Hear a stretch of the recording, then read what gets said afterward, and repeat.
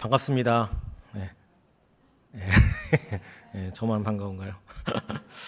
네. 지난주에 이어서 또 이번 주까지 주일학교 유초등부 겨울 캠프가 있었는데 감사하게 너무 잘 맞춰서 하나님께 영광을 돌립니다. 아이들이 사실 점점 줄어들면서 마음의 부담감도 많이 되고 걱정도 많이 되는데 그럼에도 불구하고 지금 8명의 아이들이 있습니다. 1학년, 2학년이 없습니다. 3, 4, 5, 6학년이 있는데 또 멀리서 지금 있는 예준이까지 포함해서 8명 전원이 다 참석해서 너무나 감사했습니다. 그래서 오시면 알겠지만 보셨겠지만 유초등부 겨울 성경학교 주제가 구약의 숲으로였습니다. 구약의 숲으로. 그래서 제가 어릴 때 생각해 보면 어떤 사건 하나는 많이 들어서 알고 있는데 그 전체적인 흐름을 얘기하다 보면 어디에서 어떻게 얘기될지 모르겠고 어디가 앞인지 어디가 뒤인지 이런 것을 잘 모르고 지날 때가 되게 많았습니다. 전 사실 청년 때까지도 잘 몰랐습니다. 그리고 나서 조금씩 이제 이해가 돼서 알고 있는데 아마 교회를 오래 다니셨다 해도 이것을 잘 아시는 분들도 계시지만 창세기부터 시작해서 어떻게 흐름을 누굴 통해서 이렇게 하나님께서 그 언약을 이루어 가시는지 잘 모르시는 분들도 아마 있을 것 같아요. 그래서 오늘은 구약 전체를 정말 깊숙하게 들어본다기보다도 하나님께서 어떤 사람들을 통해서 어떤 이야기를 이렇게 흘러가는지 말라기까지 그렇게 한번 나눔을 한번 해보도록 하겠습니다. 지금 혹시 그 PPT를 오늘 많이 보실 텐데요. 좀 정신 없으셔도 좀 이해해 주시고 그리고 노래가 하나 나갈 겁니다. 우리 김소연 지사님은 아실 텐데 노래가 하나 나갈 겁니다. 그래서 노래를 오늘 설교는 잊어먹어도 노래를 배우고 그걸 외우고 돌아가시는 분은 오늘 정말 말씀 잘 들은 것입니다. 그래서 그 노래만 기억 잘 하시면요. 혹시 PPT를 이제 좀 띄워주시면 감사하겠습니다. 혹시 음악이 나오는지 확인 좀 부탁드리겠습니다. 잠시만요. 네네. 네, 여러분 보이시나요 지금? 저기 이제 구약 연대기인데 BC, AD 이 정도 다 아시겠죠? 그래서 기원전 1000년, 2000년 있고 그 뒤까지 있는데 점점 숫자가 많아질수록 더 오래전 얘기입니다. 그래서 우리가 함께 이 연대기를 창조 시대부터 또 예수님 오시기 전까지 한번 간단하게 볼 텐데 이것을 노래로 한번 만들어봤습니다. 애들에게 이걸 어떻게 가르쳐주지?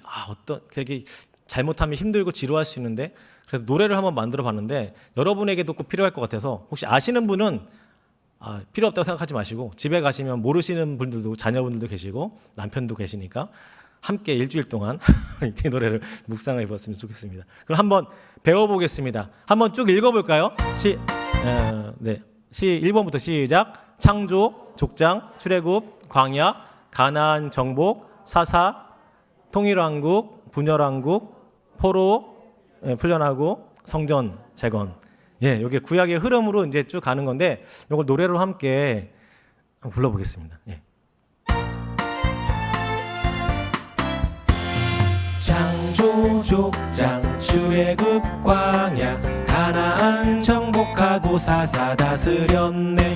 통일왕국, 분열왕국, 포로 되고 풀려나고 성전 재건했네. 간주 다시 이어집니다. 다시 한번 셋, 넷. 창조, 족장, 출애굽, 광야, 가나안 정복하고 사사 다스렸네. 통일왕국, 분열왕국, 포로 되고 풀려나고 성전 재건했네. 이런 노래입니다. 혹시 이따가 이제 말씀 끝나고 다시 한번 불러볼 텐데 그때까지는 외워주시기 바랍니다. 우리 아이들이 총 4명이 외웠습니다. 4명이 외워서 이번 주 중에 상을 줘야 되는데 혹시라도 여러분이 외우신다면 상이 갈지 모르겠지만 하늘에 상급이 있을 줄 믿습니다. 그럼 본격적으로 한번 시작해 보겠습니다. PPT를 넘겨주시고요. 창세기는 1장에서 11장 그리고 12장에서 50장까지 두 군데로 나누는데 1장부터 11장까지는 창조시대, 그리고 12장부터 50장까지는 족장시대 이렇게 두 부분으로 나눌 수 있습니다.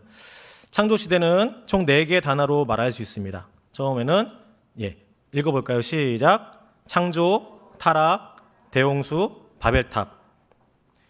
창세기 1장 1절에 아까도 읽었지만 함께 읽어보겠습니다. 띄워주세요.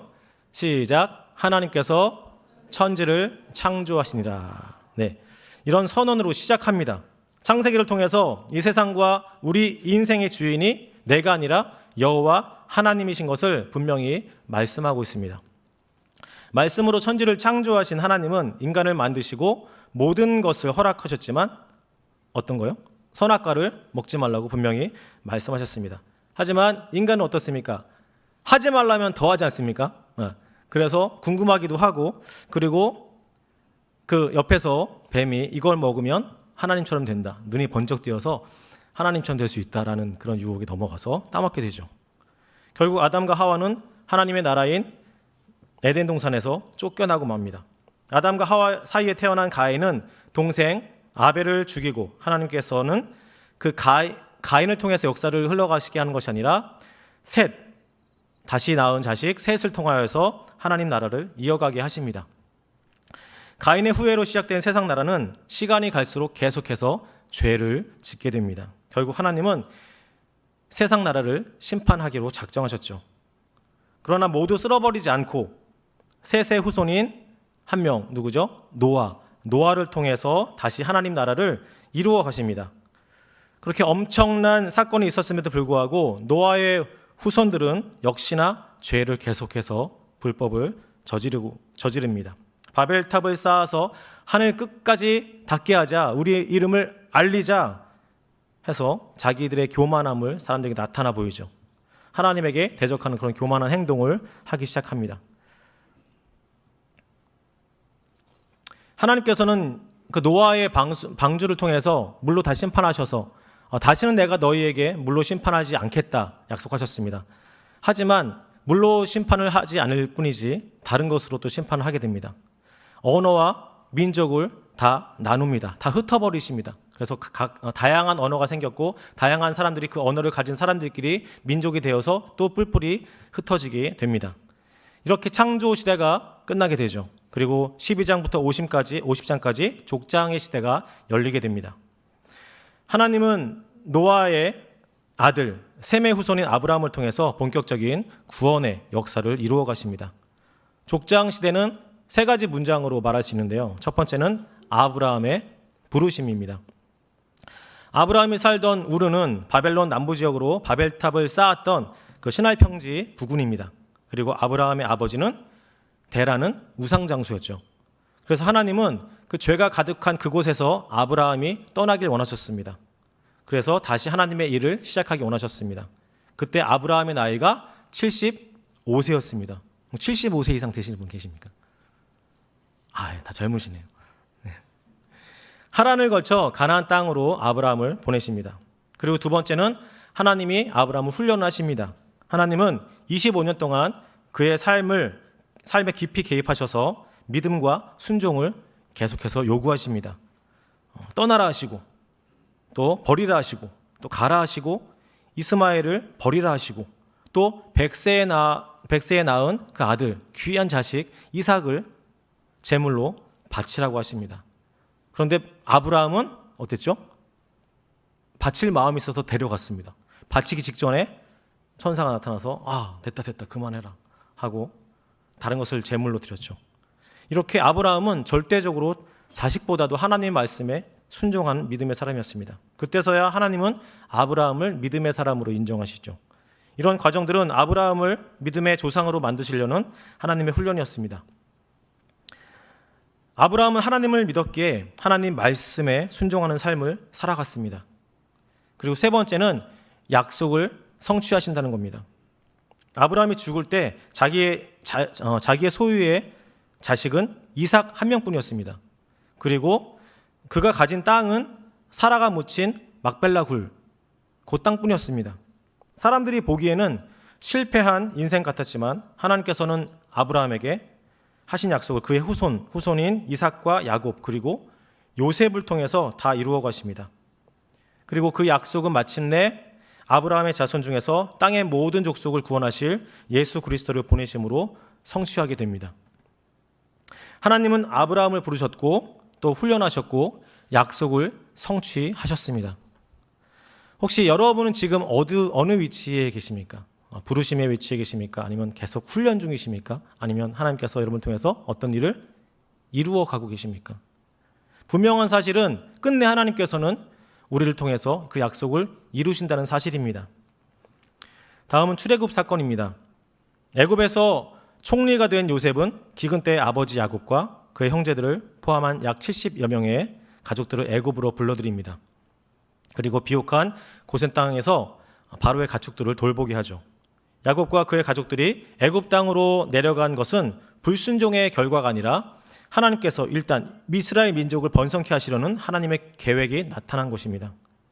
그곳에서 430년을 살면서 이스라엘 민족은 아주 크게 번성하게 됩니다. 그러나 시간이 지나서 요셉을 알지 못하는 그런 새로운 왕이 일어났고 이스라엘 민족이 불어나는 것에 대한 염려로 인하여서 그 손님 신분이었던 이스라엘 백성을 종의 신분으로 바꾸어가면서 그들을 고생하게 만들고 노역을 하게 합니다. 결국 하나님은 모세라는 한 사람을 부르십니다. 그래서 그는 왕궁에서 40년을 훈련받았고 또 광야에서 40년을 훈련받습니다. 그래서 모세를 이미 하나님께서는 이스라엘의 리더로 세우시고 하나님은 바로 앞에서 10가지 재앙을 보이시고 마지막 재앙인 그 장자의 죽음을 통해 이스라엘 백성을 애굽에서 이끌고 나오게 하십니다. 앞에는 홍해바다가 뒤에는 애굽의 군사가 쫓아오는 가운데 하나님은 정말 감히 상상할 수도 없는 바다를 가르시고 또 거기다가 말끔히 정리된 푹푹한 흙이 아니라 진흙탕이 아니라 깔끔하게 흙을 만지셔서 편하게 걸어갈 수 있게끔 마른 땅을 준비하시기도 합니다. 그렇게 광야 시대로 자연스럽게 이제 이어집니다. 애굽에서 가나안 땅까지는 14일 정도면 갈 수 있는 거리라고 합니다. 그런데 하나님은 이스라엘 백성을 먼저 시내산으로 인도하고 계십니다. 그리고 그곳에서 하나님은 싸움의 기술, 전투의 기술을 가르친 것이 아니라 율법을 주시고 성막을 짓게 하십니다. 이스라엘이 하나님만 섬기고 또 하나님만 예배하는 그런 민족으로 훈련시키시는 것입니다. 하나님은 모세를 통하여서 십계명을 주셨고 또 성막의 설계도도 알려주십니다. 선악과 사건으로 깨어졌던 그 창조의 법칙이 십계명과 성막으로 다시 회복되기 시작한 것입니다. 성막은 인간의 머리로 만든 구조물이 아닙니다. 오직 하나님의 말씀으로 창조된 것입니다. 이스라엘 백성들은 이 성막을 통해 하나님의 임재를 경험하고 보게 됩니다. 그래서 시내산에서의 그 훈련 기간을 마친 후에 이스라엘 백성들은 다시 행진을 시작했고 가데스 바네아라는 곳에 이르게 됩니다. 그곳에서 하나님은 이스라엘 백성 중에서 각 지파별로 12명을 뽑습니다. 그리고 그들을 가나안 땅으로 정탐을 하게 보냅니다. 하지만 여러분도 아시다시피 12명의 정탐꾼이 다 긍정적인 반응을 보이지 않았죠. 여호수아와 갈렙만이 하나님이 원하시는 그 대답을 했고 나머지 10명은 부정적으로 우리는 메뚜기고 저들은 거인이다. 우린 가면 안 된다. 죽을 것이다 하고 부정적인 말로 대답을 했습니다. 그래서 여호수아와 갈렙 외에는 제1세대들은 모두 그 광야에서 죽게 되는 끔찍한 일이 벌어지죠. 그래서 하나님께서는 이스라엘 백성들을 바로 보내시지 않고 38년 동안 계속해서 그 광야 안에서 뺑뺑이 돌게 하십니다. 이렇게 출애굽과 광야 시대를 마치고 가나안 정복 시대가 시작됩니다. 여호수아에서의 내용이고요. 장소는 계속해서 약속의 땅 가나안입니다. 여호수아, 갈렙 그리고 출애굽 제2세대들의 요단강을 건너면서 가나안 땅 정복이 시작됩니다. 가나안 정복은 인간의 탐욕으로 그 더럽혀진 땅을 하나님의 말씀으로 다시 새롭게 창조해가는 그런 싸움입니다. 가나안 정복에는 두 가지 중요한 개념이 있습니다. 바로 헤렘과 쉐마라는 것입니다. 헤렘은 죄에 대한 완전한 진멸을 뜻하고 쉐마는 하나님의 말씀에 대한 완전한 순종을 말합니다. 그래서 여호수아를 읽어가는 이 두 가지의 아주 중요한 개념이 됩니다. 하나님께서는 가나안 전투에서 계속해서 승리하게 만들어 주십니다. 그리고 다음은 사사 시대로 이어지게 됩니다. 사사기의 내용이고 장소는 역시 가나안 땅입니다. 하나님은 왕을 대신해 이스라엘 백성을 죄로부터 구원할 리더로 사사로 세우십니다. 12지파가 가나안 땅을 분배받았지만 완전한 정복을 하지 못했죠. 아직 남아있는 그 가나안인들이 있었습니다. 하나님께서는 이스라엘 백성들이 그 가나안의 이방신들을 섬길 때마다 주변의 이방민족들을 통해서 계속 징계하셨습니다. 그래서 평안한 삶을 그 다음 거 하면 글씨가 보이시나요? 네. 평안한 삶을 살다가 범죄하면 또 심판하시고 또 살려달라고 회개하면 사사를 보내셔서 또 용서하시고 구원하시고 또다시 평안한 삶을 살다가 죄를 지면 또 징계하시고 심판하시고 또 용서하시고 회개하고 사사를 보내시고 이런 죄의 서클들이 계속해서 반복이 됩니다. 이렇게 하나님께서는 위기 때마다 12명의 사사를 그때그때 보내셔서 이스라엘 백성들을 구원하십니다. 사사기를 읽다 보면 이렇게 반복되는 죄들을 보면 또 저도 그렇고 여러분들도 그렇고 왜 하나님을 알고 하나님이 그렇게 많은 것들을 보여주시고 우리 함께 하셨는데 계속해서 왜 죄를 질까? 그러면서 사실 후회도 되고 굉장히 많은 고민에 빠지고 어려움을 당하게 되는 것이 우리 현실이죠. 그러니까 이스라엘 백성들을 보면서 이 사람들 그렇게 하나님이 홍해도 가르시고 못도 보여주시고 다 했는데 나 같으면 잘 믿겠다. 하지만 우리 역시도 아마 그 당시 그 사건과 함께 있었다면 그에 못지않게 우리도 아마 죄를 많이 범했을 것입니다. 사사기의 시대는 한 줄로 말할 수 있습니다. 함께 읽겠습니다. 시작. 그때 이스라엘의 왕이 각각 옳은 대로 행하였더라. 네, 한마디로 내 생각대로 내 마음대로 행했다는 시대죠. 이스라엘 최후의 사사는 사무엘입니다. 사무엘이 되게 중요한 것은 사사 시대와 왕국 시대를 이렇게 이어지게 만드는 사람이었기 때문입니다. 그래서 통일 왕국 시대로 이어집니다. 통일 왕국 시대는 사무엘상 또 사무엘하 열왕기상 1장에서 11장까지를 말하고 있습니다. 어느 날 이스라엘 백성들이 사무엘에게 찾아옵니다. 더 이상 우리는 사사가 필요 없다. 우리에게 다른 나라들처럼 왕을 달라. 우리도 왕을 주면 더 잘할 거다. 하고 이렇게 왕을 요구합니다. 하나님은 원치 않으셨습니다. 하지만 하나님은 이미 그들의 마음을 아셨습니다. 그럼에도 불구하고 왕을 허락하셨습니다. 그래서 이스라엘 백성들의 요구를 들어주죠. 하지만 그토록 간청하여 얻은 왕이지만 그 왕 때문에 백성들은 고통을 당하게 되는 아이러니한 상황이 발생하게 됩니다. 이것을 통해 우리가 깨닫는 것이 있습니다. 내가 바라고 원하는 것이 꼭 내게 좋은 것이 아니라는 거죠. 그것이 당장 내게 좋아 보여도 시간이 지나면 오히려 그것이 혹이 되고 큰 짐이 될 수 있다는 것입니다. 우리는 앞을 알 수 없는 한계가 있는 존재이기 때문입니다. 그래서 우리의 소원을 막으시는 것이 어쩌면 우리를 향한 하나님의 사랑과 배려일 수 있다는 것입니다. 그렇게 하여 이스라엘 첫 번째 왕인 사울 왕이 세워집니다. 사울 왕은 정말 순수했던 사람이고 하나님을 의지했던 그런 사람이었지만 처음에 마음을 지키지 못하고 하나님을 배신하고 하나님 버리게 됩니다. 사울에겐 40년이라는 시간이 있었지만 그 시간을 활용하지 못했고 결국 회개하지 못하고 끝내 하나님을 버리고 돌이키지 하나님과 관계에서 회복이 되지 않았습니다. 두 번째로 세워진 다윗 왕인데요. 다윗은 어릴 때 사무엘에게 이사의 집안에 왕이 날 사람이 있다 하고 이사의 집안을 찾아가죠. 그러면서 정말 왕처럼 보이는 늠름하고 잘생긴 그 아들들을 보면서 이 사람입니까 하면서 막 기름을 부을 뻔했지만 그 사람이 아니다 하면서 더 이상 사람이 없는데요. 누군가요? 했더니 더 없느냐? 했더니 밖에서 지금 양을 치는 목동 하나가 있는데 다윗이라고 걔는 아닙니다 하고 했지만 데려오라 해서 보더니 하나님께서 다윗이다.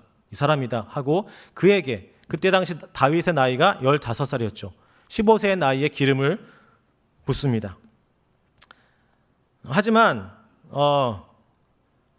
바로 왕이 되진 않죠. 15년 뒤에 30세에 이게 왕이 되어집니다. 이때 나온 유명한 성구가 있습니다. 함께 읽겠습니다. 시작. 사람은 외모를 보거니와 나 여호와는 중심을 보느니라. 네, 아멘. 그래서 우리가 어떤 일을 맡길 때나 어떤 사람이 올 때, 새로운 사람이 올 때 항상 봐야 할 것은 그 사람이 옷을 잘 입었나, 잘생겼나, 어떤가 하는 것을 보는 것이 아니라 정말 그 중심을 볼 수 있도록 함께 기도하고 함께 이런 일을 통해서 만들어 나가는 것이 얼마나 중요한지를 또 이것을 통해서 봅니다.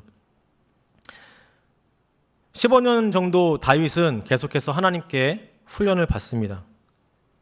다윗은 사울에게 아무런 잘못도 하지 않았지만 다윗은 쫓겨나는 인생이 되고 말죠.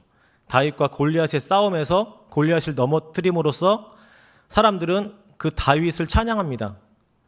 그래서 유명한 것이 있죠. 사울은 천천히요, 다윗은 만만히로다 하면서 다윗을 막 띄우기 시작합니다. 그 사울은 어떻겠습니까? 왕인데도 불구하고 얼마나 자존심이 무너지고 시기와 질투 속에서 그를 미워하기 시작합니다. 그래서 기회만 있으면 다윗을 죽이려고 창을 던지고 죽이려는 그런 음모를 계속해서 꾸미죠. 다윗은 그렇게 15년 동안 도망자로 살아가게 됩니다. 도망자로 살았던 그 15년 동안의 시간은 하나님을 사랑하고 또 하나님만 의지하고 하게 하는 그런 훈련의 시간이었습니다. 하지만 이렇게 하나님 마음에 합한 다윗도 큰 시련이 있었습니다. 바로 밧세바와의 간음 사건이었습니다. 그 사건으로 인하여서 하나님께서는 다윗의 죄는 용서하셨지만 그 죄의 값은 물으셨습니다. 그래서 계속 가족 간의 싸움이 일어나고 정말 자녀들끼리 서로 죽이는 그런 일들이 벌어집니다.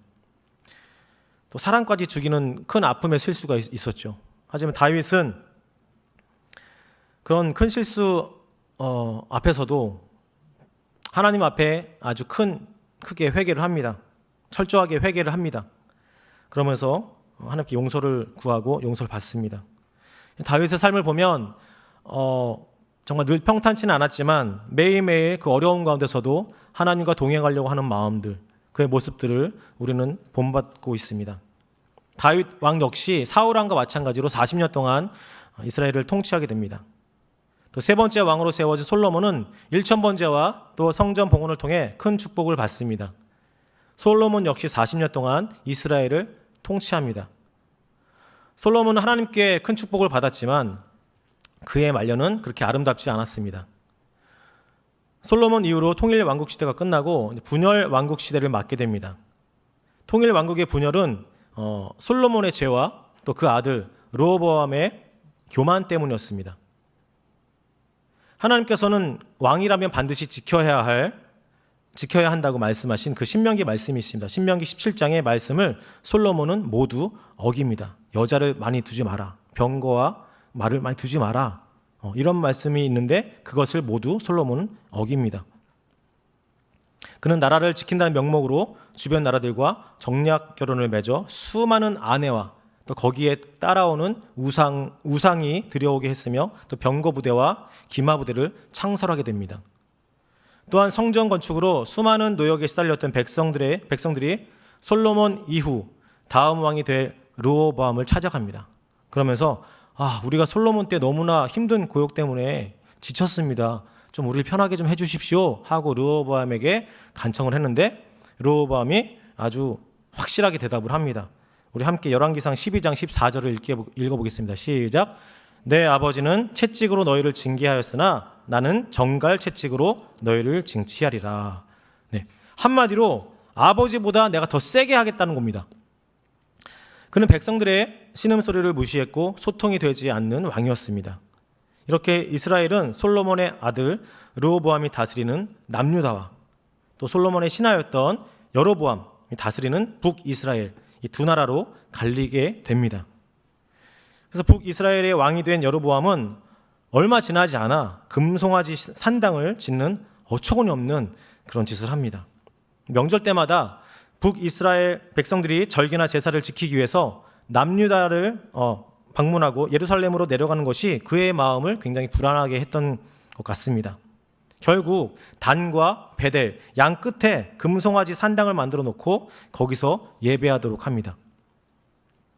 예배 형식과 외형은 똑같았지만 그곳에는 하나님의 임재가 없었습니다.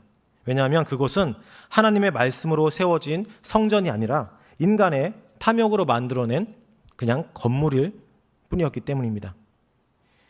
이후에 남유다와 북이스라엘의 왕들은 말씀이 아닌 자신의 힘만을 키우려 했던 여로보암의 길이냐 아니면 말씀대로 순종했던 다윗의 길이냐라고 그것을 가지고 평가됩니다. 이 기준은 오늘을 살아가는 우리도 역시 마찬가지입니다.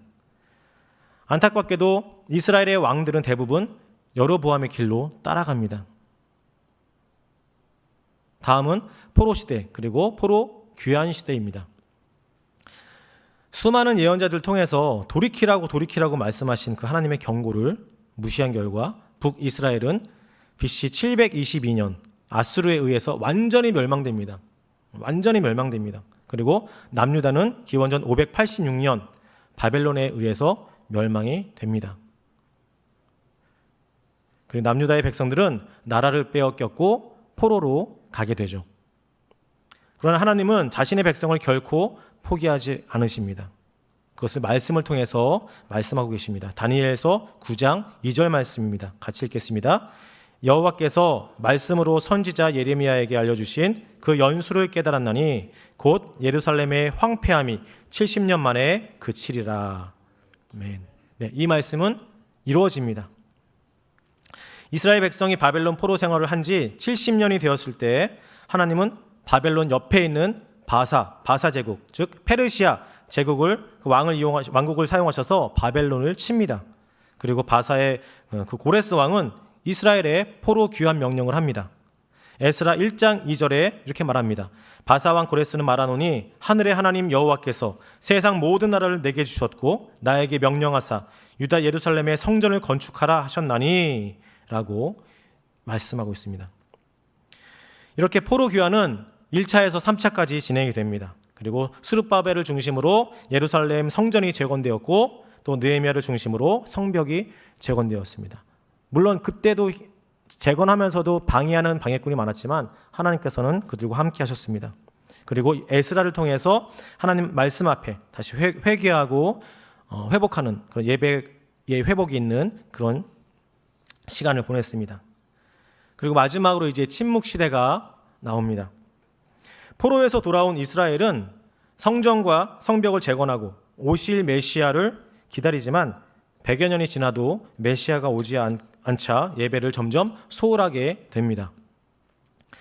하나님은 구약시대의 마지막 선지자인 말라기 선지자를 통해서 아까 우리가 말씀을 읽었던 난 너희를 사랑하였다라고 하지만 백성들은 언제 우리를 사랑하셨느냐라고 대답하면서 이제 하나님의 그 침묵이 400년 동안 이어지죠. 그리고 형식적인 예배를 버리고 하나님 앞에 진정한 예배를 회복하라는 말씀과 함께 400년 동안 침묵기에 들어가십니다.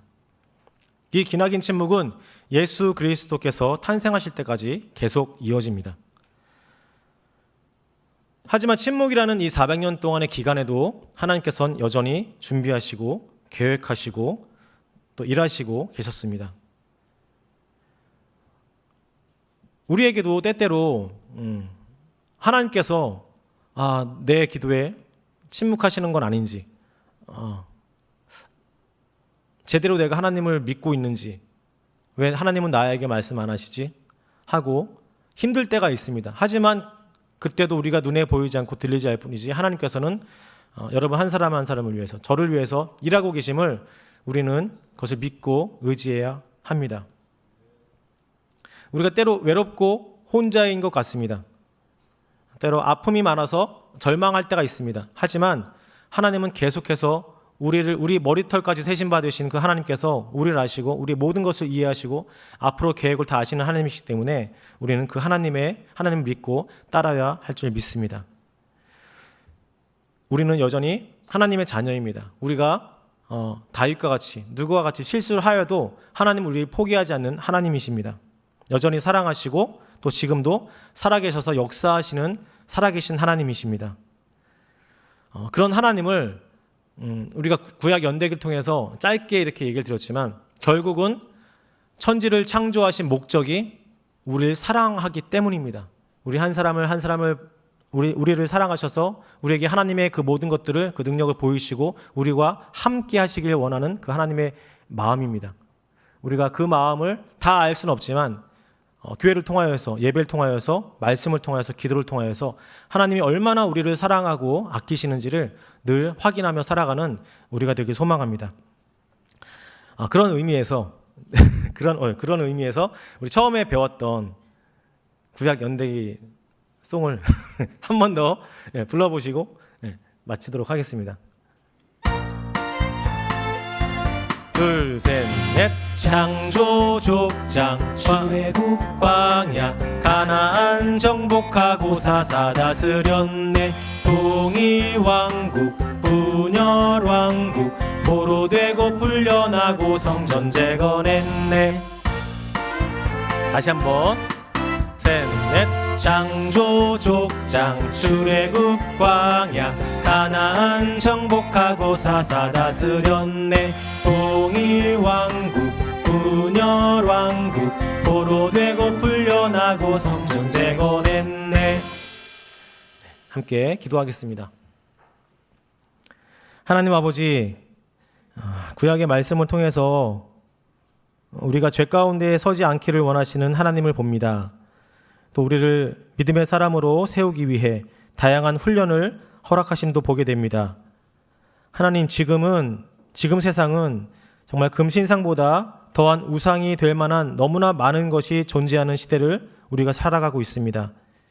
교회는 점점 약해지는 것 같고 또 성도와 아이들은 점점 줄어서 당장 10년 뒤의 교회의 모습을 생각하면 마음이 무겁습니다. 하지만 환경과 상황과 조건에 상관없이 일하시는 하나님은 전능하신 하나님이심을 우리 믿습니다.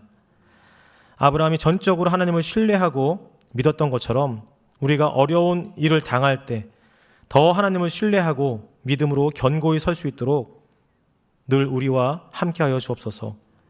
우리 교회가 무너져가고 썩어져가는 이 시대 가운데 정말 한 줄기 빛이 되게 하여 주시고 시대마다 하나님의 사람들을 세우셨듯이 우리 교회가 이 시대에 꼭 필요한 교회로 남게 하시고 그런 교회가 되어질 수 있도록 우리를 훈련하시고 또 인내하게 해주시고 믿음으로 승리하게 하여 주옵소서. 감사드리며 살아계신 예수 그리스도의 이름으로 기도합니다.